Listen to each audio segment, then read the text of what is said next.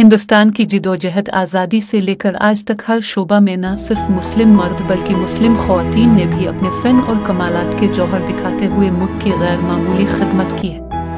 فرقہ پرست طاقتوں کی جانب سے حالیہ برسوں میں مسلمانوں کے خلاف باقاعدہ مہم چلائی گئی۔ مسلمانوں نے حوصلہ شکنی کے بجائے اپنی صلاحیتوں کا بھرپور مظاہرہ کرتے ہوئے ملک کا نام روشن کیا ہے۔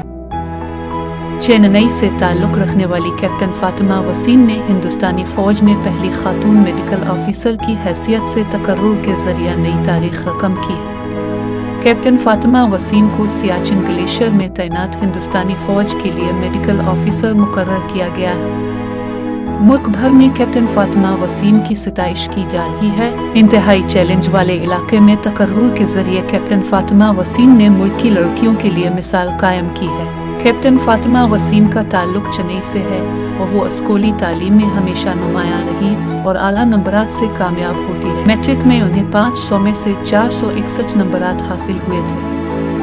مدراس ہائی کورٹ کے جج جسٹس ناگا متو نے انہیں ایوارڈ سے نوازا۔ کیپٹن فاطمہ نے government Thiruvarur medical college Tamil Nadu میں نشست حاصل کی اور کئی مضامین میں شاندار مظاہرہ کیا۔ سال 2021 میں کیپٹن فاطمہ کا ہندوستانی فوج میں تقرر کیا گیا اور انہوں نے حالیہ عرصے میں مختلف مقامات پر ڈیوٹی انجام۔ فوج میں تعیناتی سے قبل کیپٹن فاطمہ کو مشقت بھری ٹریننگ دی گئی۔ کیپٹن فاطمہ وسیم کی ملک بھر میں قدر و منزلت کی جا رہی